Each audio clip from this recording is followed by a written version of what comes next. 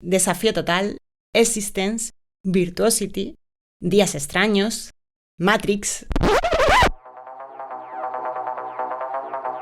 Son algunos de los títulos de películas más o menos conocidas que juegan con la idea de mundos paralelos.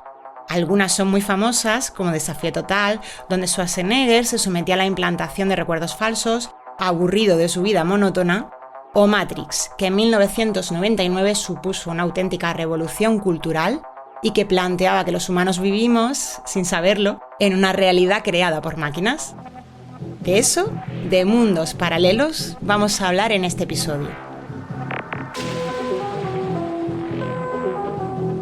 Aunque obviamente sin píldoras, ni máquinas o inteligencias artificiales amenazadoras. Vamos a adentrarnos en varias tecnologías emergentes que están teniendo un gran impacto en la educación, sobre todo en determinados ámbitos como las ciencias de la salud, y que permiten un aprendizaje más inmersivo. Me refiero a la realidad virtual, la realidad aumentada y la mixta. Hablaremos de simuladores que utilizan este tipo de tecnologías y de cómo las están aplicando algunos docentes, principalmente en el ámbito universitario. Y también analizaremos las desventajas, como el alto coste de los equipos. Parafraseando a Morfeo en Matrix, yo solo intento liberar vuestra mente, pero solo puedo mostraros la puerta. Vosotros tenéis que atravesarla. Bienvenidos, bienvenidas a nuestro mundo, el mundo de los innovables.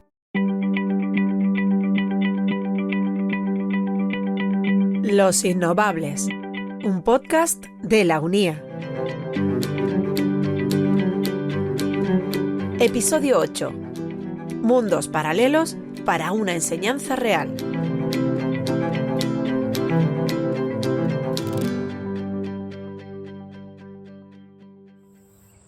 Escuche, soy Albert Ludwig, el profesor Ludwig.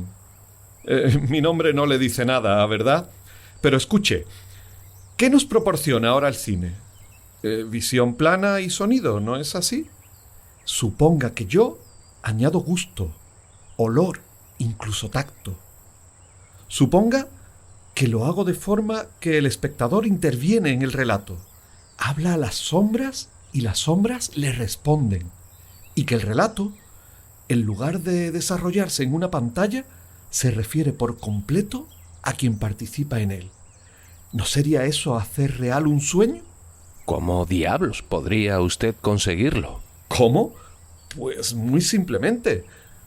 Primero, mi líquido positivo. Luego mis gafas mágicas. Fotografío el relato en un líquido con elementos cromáticos sensibles a la luz. Elaboro una solución compleja, ¿comprende usted? Añado el gusto químicamente y el sonido electrónicamente. Y cuando el relato está registrado, vierto la solución en las gafas, mi proyector cinematográfico. Electrolizo la solución, el relato, la vista, el sonido, el olor, el gusto, todo.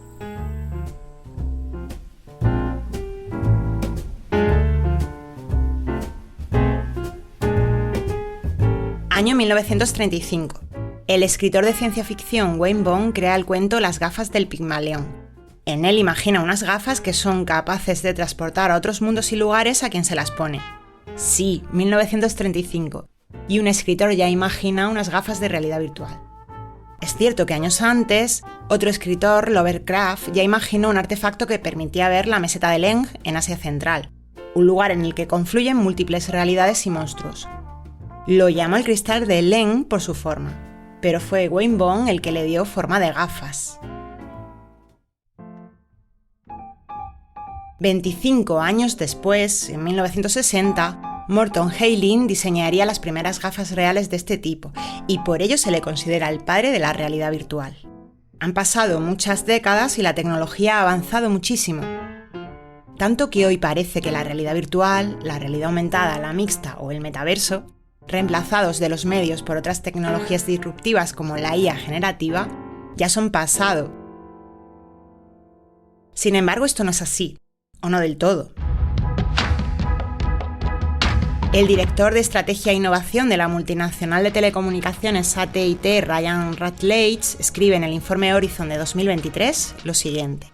La realidad aumentada virtual es una potente herramienta de enseñanza y formación para ampliar experiencias de aprendizaje más allá del campus, lo que resulta ideal para entornos de aprendizajes híbridos y disciplinas donde los estudiantes pueden sumergirse en experiencias del mundo real. El informe Horizon realiza anualmente previsiones sobre las tendencias en tecnologías emergentes y cómo éstas impactarán en el futuro de la educación. Si eres seguidor habitual de nuestro podcast, seguro que te suenan algunas de las tendencias que este informe predice de aquí a 10 años. Hemos hablado de ellas. Son la IA generativa, las microcredenciales, el fin de los límites entre modalidades de aprendizaje o el HyFlex. Este término implica que los estudiantes matriculados en un curso pueden participar en línea de forma síncrona o asíncrona, según prefieran. Pero centrémonos en la realidad, o mejor dicho, realidades, que nos interesan en este episodio. En qué son y en cómo les estamos sacando o podemos sacarle partido educativo. Bueno, la realidad aumentada la estamos utilizando o se está utilizando en la sociedad muy fácilmente. Hoy en día, cuando usted va a un museo, simple y llanamente les ponen muchas veces pues unas gafas o bien le ponen el dispositivo móvil y cuando usted va pasando por las distintas partes del museo le van apareciendo la información. Cuando uno pues va a ver pues cierto espectáculo, si quiere usted engrandecer ese espectáculo también le ponen unos dispositivos. Ahí está el tema de lo económico, que eso pues encarece realmente el procedimiento y se puede ver. Hoy en día también hay determinados procedimientos mediante esas gafas, que son gafas de realidad aumentada, en las que a pacientes en los cuales tienen poca destreza en por ejemplo, el manejo de los medicamentos, pues se hacen una idea de cómo tienen que tomar los medicamentos o cómo tienen que hacer algunos procedimientos que lo hacen los propios pacientes en su cuerpo.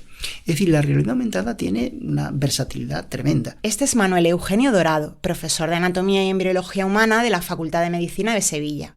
Es también vicedecano de Ordenación Académica y Digitalización de esta facultad y una de las voces que nos va a acompañar en este episodio.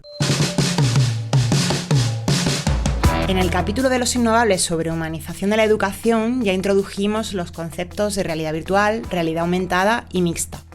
Por resumir, la realidad virtual supone reemplazar completamente un entorno real por otro sintético en 3D o con contenido 360 grados. Es decir, es una simulación generada por ordenador que permite al usuario interactuar con un entorno visual tridimensional artificial u otro entorno sensorial. Manuel Serrano, director técnico del Secretariado de Innovación de la Hispalense, también nos echa una mano hoy. Nosotros la experiencia que tenemos y lo que nos dicen las investigaciones es que los escenarios tienen que ser escenarios reales, no reconstruidos virtualmente. Es decir, no son videojuegos, para que me entendáis. Son escenarios que yo iría a ese sitio, captaría las imágenes en fotografía o en vídeo y le pondría interactividad, ¿vale? Una imagen sin interactividad no es realidad virtual, es un paseo en 360 en foto o en vídeo. Para que sea realidad virtual yo tengo que tener interactividad con ese escenario, me tiene que devolver información. Para él, la realidad aumentada supone el uso de dispositivos para acceder a información digital sobre un objeto, es decir, combina información digital y física en tiempo real. Por último, la realidad extendida o mixta sería la suma de la realidad virtual y la aumentada. Es una tecnología con la capacidad de crear y añadir información desarrollada virtualmente con el conocimiento y control de un entorno real. Nos quedaría otro concepto que hasta hace poco estaba tan presente como la inteligencia artificial, pero se ha ido diluyendo. El del metaverso. Hey, and welcome to Connect. Today, we're going to talk about the metaverse. I want to share what we imagine is possible. Se trata de una idea de Mark Zuckerberg, el creador de Facebook, para desarrollar un ecosistema virtual y tridimensional en el que los usuarios puedan interactuar entre ellos. Es decir, pueden trabajar, jugar, estudiar, realizar transacciones económicas, etc., de forma descentralizada. Lo cierto es que el metaverso aparece cada vez menos en los discursos actuales sobre tecnología y educación, y ya pocas personas hablan de él. La IA, hay que reconocerlo, lo eclipsa todo. Aún así, le pido a Manuel Serrano que me dé su opinión sobre sus posibilidades educativas. ¿Podría el metaverso sustituir la formación presencial actual? Su respuesta no puede ser más llamativa y personal, aclaro. Pero ahora mismo es cierto que la inclusión del metaverso se escuchó hace 6 meses aproximadamente ahí como muy fuerte, pero aquello se ha diluido. Es decir, la creación de un avatar para yo sentarme ante una pantalla a ver un vídeo. Estoy haciendo un grosso modo, que yo me puedo ver el vídeo directamente en la pantalla de mi ordenador en mi móvil. ¿Qué me aporta en positivo en la educación? ¿Por qué yo me tengo que convertir en un avatar para ver algo cuando yo puedo ver algo directamente? ¿Que puedo interactuar con otra persona que tengo al lado en la misma sala? Sí, también puedo hacer una videoconferencia. ¿Que en la videoconferencia no puedo tocar a esa persona con el avatar? Bueno, pero me puedo intercambiar archivos también por la videoconferencia y demás. Es decir, no lo tengo claro, pero tampoco tengo datos ni que me lo avalen ni que no me lo avalen. Es una opinión muy personal, que estoy seguro que alguien que tiene datos puede ir más allá que yo. Pero yo ahora mismo, poniendo esas casuísticas y esas comparativas de cosas que hemos hecho, pongo puntos suspensivos. En un artículo sobre realidad virtual aumentada y mixta en contextos educativos publicado en 2022, el profesor Julio Cabero de la Universidad de Sevilla, junto a Rubicelia Valencia Ortiz de Macmillan Education y a la profesora de la Hispalense Carmen Llorente, vaticina que la realidad extendida o mixta tendrá un gran impacto en los centros educativos en un horizonte inferior a 5 años. Ya se está aplicando, de hecho, en prácticamente todos los niveles, aunque nos vamos a centrar principalmente en su aplicación en la universidad, y más concretamente en su uso práctico en los campos de estudios de ciencias de la salud. Aquí está suponiendo una verdadera revolución y trayendo grandes oportunidades para mejorar la calidad de vida de las personas, personalizar sus terapias o tratamientos e incluso salvar vidas. Hablamos de fisioterapia, enfermería y, por supuesto, medicina. El doctor y profesor universitario Serafín Sánchez resume por qué estas tecnologías emergentes son tan importantes para su campo. Podemos recordar que desde la época del Renacimiento se utilizaban cadáveres para aprender medicina, aprender anatomía, para hacerle técnicas quirúrgicas de las que se podían hacer en aquella época a los pacientes. O sea que es algo que estamos hablando de ya tiene más de 600 años prácticamente, el trabajar con cadáveres para aprender. Y se sigue haciendo. Hoy día la estructura que más se parece al cuerpo humano de una persona viva es una persona muerta. Y hay que ser siempre agradecido a todas esas personas que donan su cuerpo a la ciencia, porque donar un cuerpo a la ciencia es permitir que los cirujanos pues conozcamos el cuerpo humano, conozcamos esas estructuras que se ponen enfermas, cómo las podemos operar, y eso es impagable. Es decir, todas esas personas que han donado el cuerpo a la ciencia pues podrían estar satisfechas de la utilización que hacemos de su cuerpo para mejorar en las otras personas vivas. Pero también tenemos que recurrir a todas las ventajas que ofrecen las innovaciones de otro tipo tecnológico que hay hoy día. Aunque la realidad virtual, aumentada y o mixta también son muy populares en ciencias sociales, neurociencia o psicología, las facultades de ciencias de la salud y sobre todo de medicina lideran esta inmersión. ¿Por qué?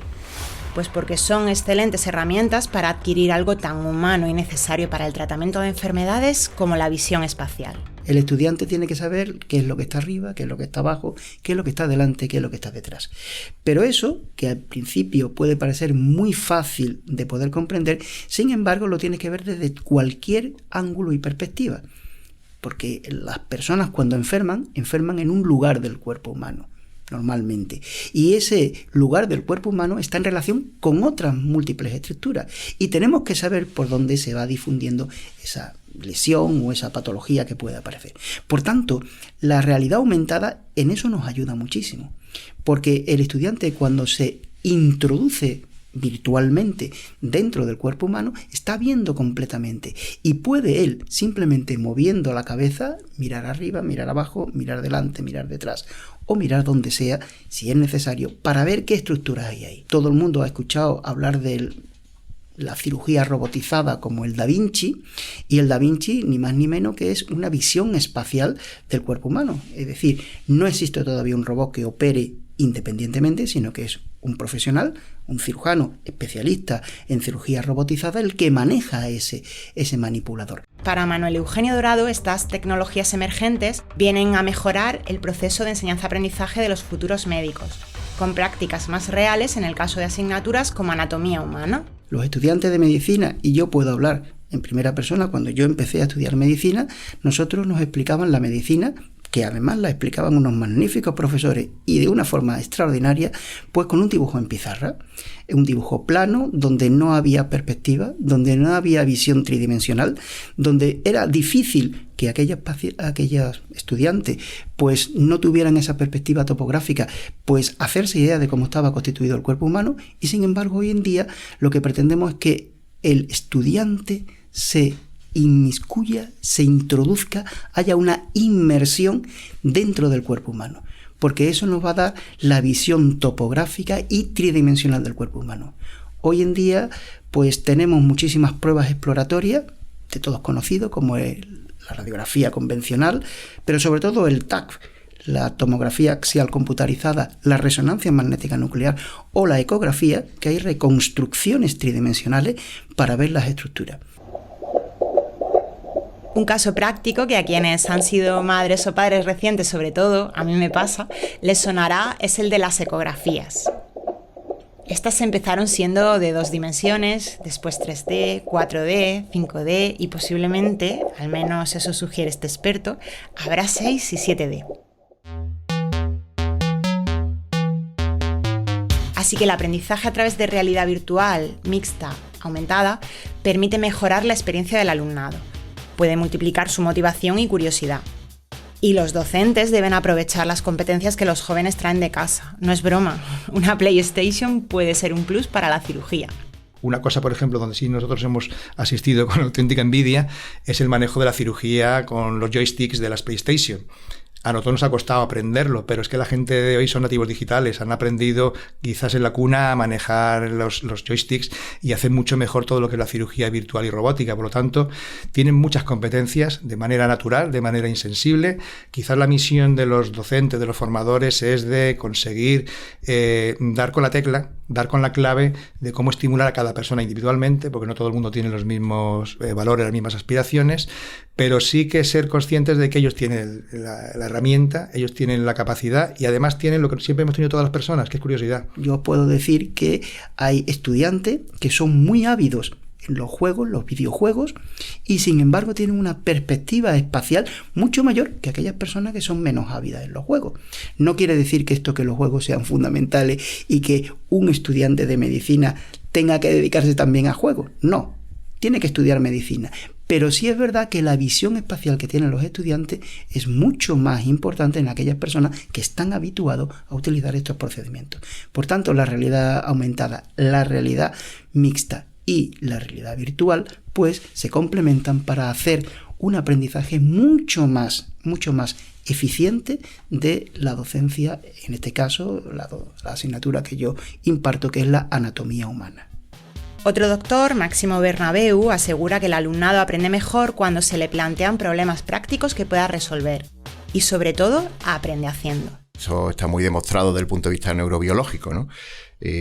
Lo que leemos se nos olvida en un 80%, lo que leemos y escuchamos nos acordamos mejor, lo que leemos, escuchamos y vemos recordamos casi el 50%, y cuando ya damos el salto a ver cómo se hace lo que queremos aprender, el aprendizaje es mucho más significativo, y el aprendizaje más significativo está demostrado que es el aprendizaje en el cual el alumno hace, o sea, aprender haciendo, ¿no? De manera que todo lo que podamos invertir o apostar por dar un rol más activo a los alumnos va a redundar en mejorar la experiencia de aprendizaje, seguro. El ejemplo es del máster de ecografía clínica de la Universidad Internacional de Andalucía, que Máximo codirige con el también doctor Luis Beltrán. Un máster del que ya os hablé como caso innovador y que cuenta con una parte online de contenidos teóricos y otra parte práctica que es presencial. Luego el máster tiene, yo creo que, dos elementos clave que probablemente hayan contribuido al éxito. Uno es la cercanía del profesorado con el alumnado y la adaptación de los itinerarios formativos a las peculiaridades y contingencias de cada alumno, que habitualmente son compañeros médicos y médicas, ¿verdad?, que tienen sus trabajos, sus guardias, y esa ductilidad, pues yo creo que es una de las claves de éxito, y la comunicación directa y fácil entre el profesorado y el alumnado.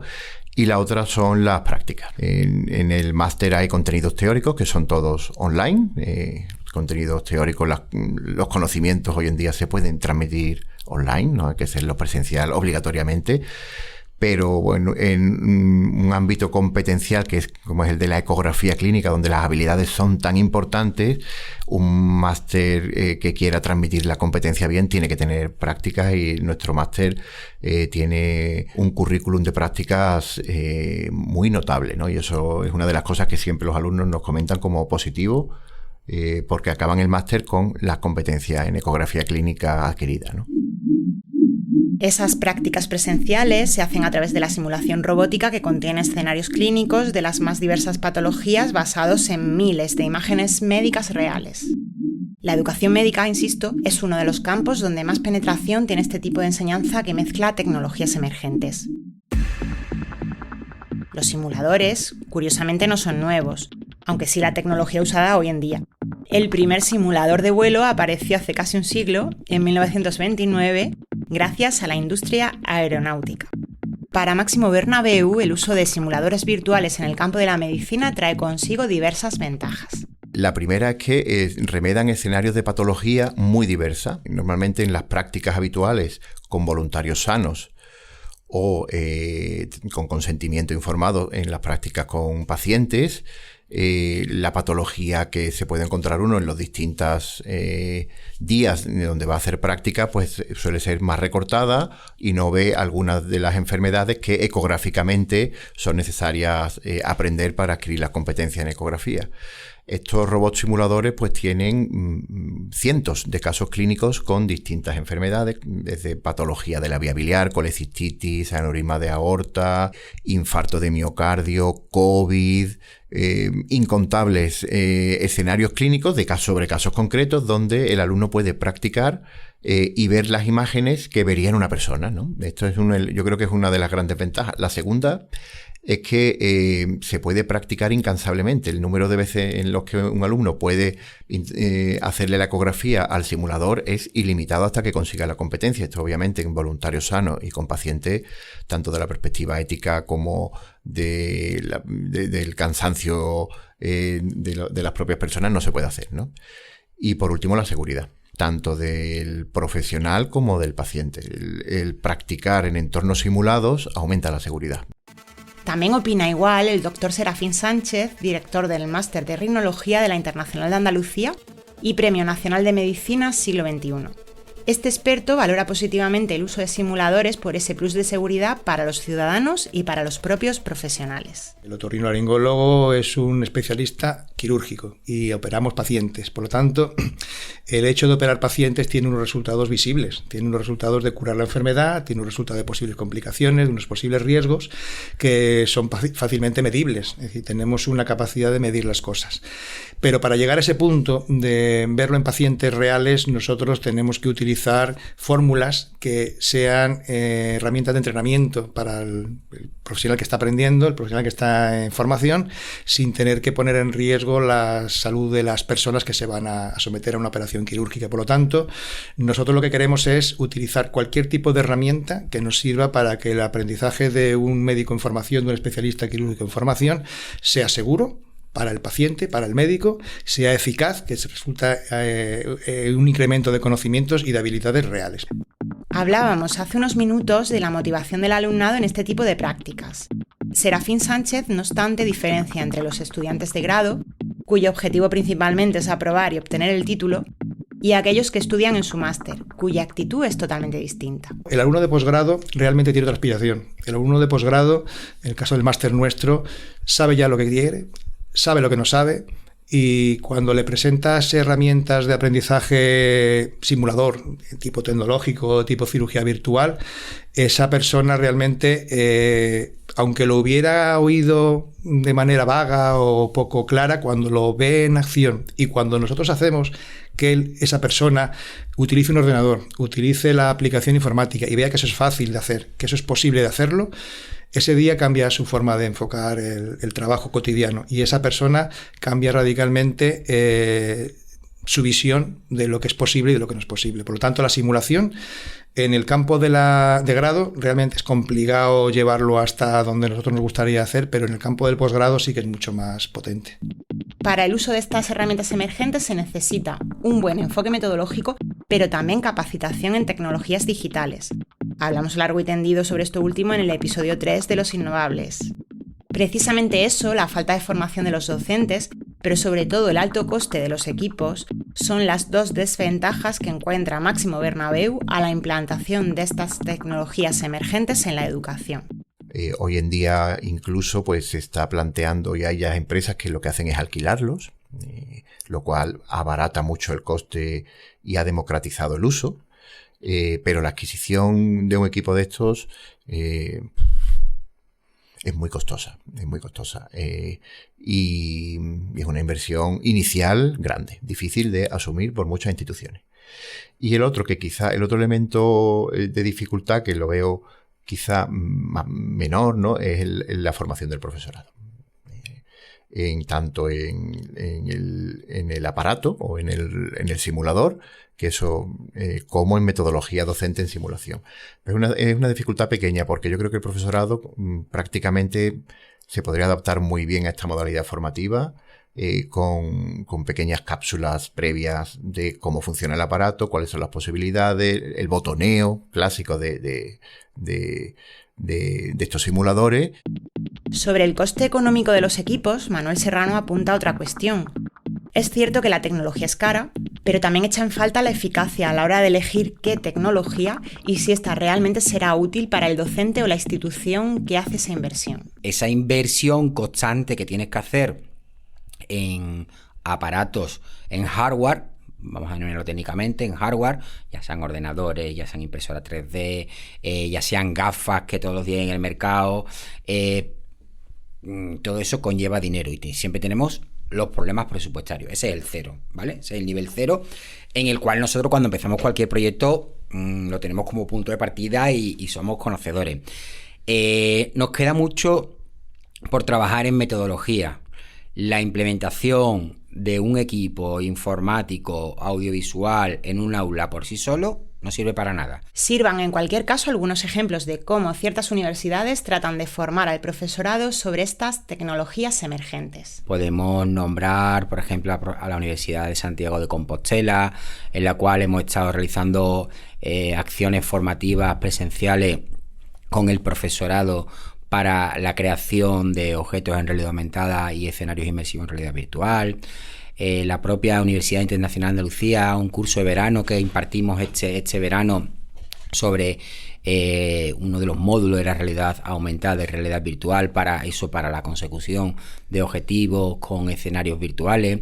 En el pasado mes de diciembre estuvimos en la Universidad de Córdoba, en la Facultad de Económica, que fue la que se interesó por el desarrollo de estos procesos. En este caso era específico de realidad virtual para una investigación que están realizando de la gestión de un almacenaje, que querían hacer una previa visualización en realidad virtual, o el próximo curso que se va a impartir, en este caso por mi parte también, en la Universidad de Bilbao a final de este mes de enero, en la cual vamos a trabajar con el profesorado la inmersión en escenarios reales para la formación y la innovación educativa universitaria.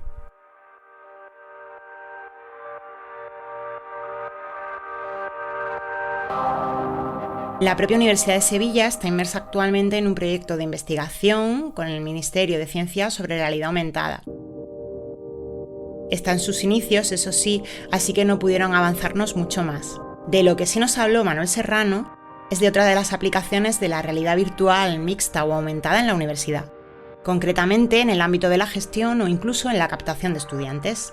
Yo puedo hacer para la captación de nuevos alumnos recorridos virtuales por las instalaciones de mis centros para darlos a conocer y que la gente se pasee por los pasillos, que esos clientes potenciales esos alumnos potenciales se paseen por los pasillos de mi centro, por los laboratorios de mi centro y que interactúen con el valor añadido que yo le voy a ofrecer en sus clases. Las instituciones deberían de coger ese carro y decir, vale, que esto no es solo formativo al 100%, que es que también puede ser un área donde recoger negocio y traerla. También puede ser un plus en algo tan necesario como la transferencia de conocimiento. La Hispalense acaba de presentar un proyecto local en el que se mezcla la realidad aumentada con la inteligencia artificial para dar a conocer a las mujeres científicas con calle en la ciudad de Sevilla. Eso es una forma de dar a conocer a la ciudad, de dar a conocer la importancia de la mujer, de dar a conocer la importancia de la ciencia, de las distintas áreas del saber, ¿vale? Todo eso son potencialidades que se pueden explorar y que se le puede sacar partido.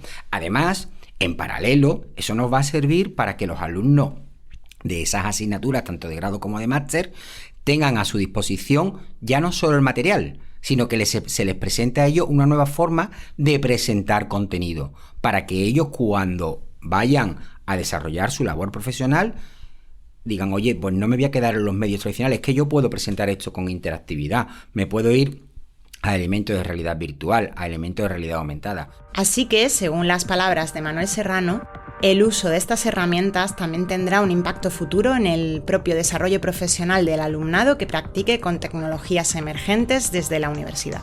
Es decir, se cierra el círculo. Me dejo para el final conscientemente ese aspecto de combinar la inteligencia artificial con otras tecnologías disruptivas. ¿Cómo influirá la IA en el uso de la realidad virtual, mixta, aumentada o simulación? ¿Las hará desaparecer? ¿Las complementará y mejorará? Manuel Eugenio Dorado explica que él utiliza la realidad aumentada con su alumnado para que aprendan los procedimientos y estén preparados para la práctica real. Así que está abierto a cualquier mejora en este sentido. Para él, con la inteligencia artificial esta potencialidad aumentará y también la eficacia de todas estas tecnologías emergentes. Es más, esto no es una cuestión futura, sino es ya, es ahora, asegura. Y más vale que nos preparemos. Ahora es cuando tenemos que empezar. Sé que hay muchas personas que son detractores de la inteligencia artificial porque piensan que le van a quitar el puesto de trabajo o las posibilidades que pueda tener. Y es cierto. Es cierto. La inteligencia artificial muchas veces pues quitará algunos puestos de trabajo, pero quitará no para eliminar a ese trabajador, sino para reconvertirlo y que pueda trabajar en otras facetas. Yo recuerdo que en una charla que tuve con una persona que le gustaba mucho todo el tema de la innovación, ponía un ejemplo que era muy característico. Cuando se cambió de los coches de caballo a los coches mecánicos, la gente decía, pues todos los cocheros de caballo van a perder su trabajo. No perdieron su trabajo. Lo que se reconvirtieron para ser conductores de los coches mecánicos. Por tanto, la inteligencia artificial lo que nos va es a posibilitar, nos abre una nueva perspectiva, nos abre un nuevo horizonte y tenemos que estar preparados para ello. Un caso cotidiano dentro de la medicina en el que la inteligencia artificial supone una auténtica revolución, la dermatología. ¿Qué es lo que hace el dermatólogo? En base a su conocimiento, en base a su experiencia, lo que evalúa es esa lesión en la piel que usted tiene y pues con todo el acervo de conocimiento que tiene y las imágenes que ha podido ver, que han podido ser 1000, 10.000, 100.000, pues le establece un diagnóstico. Cuando eso lo realice, y permítanme la expresión, un proceso automatizado donde tiene miles de millones de lesiones, usted puede entender que el diagnóstico va a ser mucho más preciso. Esto de la dermatología me hace gracia porque no ha sido el único experto de los innovables que me puso ese ejemplo. En la Universidad Autónoma de Madrid, en días distintos y a muchos kilómetros de distancia, el profesor Melchor Gómez me habló de ello con argumentos similares. Yo te voy a usar un ejemplo ilustrativo que a lo mejor no va al grano, pero sí te da la idea de fondo. Es decir, yo he tenido que ir a un médico de piel que te examina los lunares que tienes y las manchas que tienes en la piel. Y primero fui a un médico que era un señor muy eminente, que venía así, te miraba, te hacía un mapa, cogía un papel, los marcaba y al tiempo te decía, yo creo que este, volvías otra vez, decía este que ha crecido, este no, y acertaba con bastante probabilidad de cuáles acababan siendo malos y cuáles acababan siendo buenos. Y he ido a otro que me pasa un escáner de mano, hace... Y la inteligencia artificial, que tiene miles de casos de manchas en la piel, que sabe cómo han evolucionado, que el médico anterior era muy famoso y tenía a lo mejor 1000 casos, pero la inteligencia tenía millones. Y cuando me pasaba el escáner, a mi médico le pasaba un informe y decía, este y este son probables que acaben mal, y este es probable que acaben bien. Y él luego lo supervisa, porque el médico es el que supervisa, pero ¿de quién me fío más? ¿Del médico que usaba la IA o del médico que no usaba la IA, que era una eminencia? Yo personalmente prefiero que el médico use la IA, que le acompañe en su conocimiento. Bueno, pues en educación pasa igual. Yo prefiero que un profesor de la IA sepa usarlo y luego ponga su capa de conocimiento por encima. Ambos profesores son pro tecnología en el aula para sacar lo máximo de los estudiantes, ya sea en mundos paralelos o en el real. Porque hagamos uso o no de otras realidades, no podemos volver la cara como docentes a la principal realidad, a nuestra misión, que no es otra que mejorar mediante la innovación tecnológica todo el proceso de enseñanza-aprendizaje. Un viaje en el que fomentemos la motivación y el rendimiento real de nuestro alumnado. En la formación universitaria hay que tener claro un objetivo principal, y es formar de la forma más eficiente posible a esos estudiantes, sea en el ámbito que sea. Porque cuanto más eficientemente estén formados, esos estudiantes se van a convertir en profesionales que solucionarán problemas y harán mejor a la sociedad.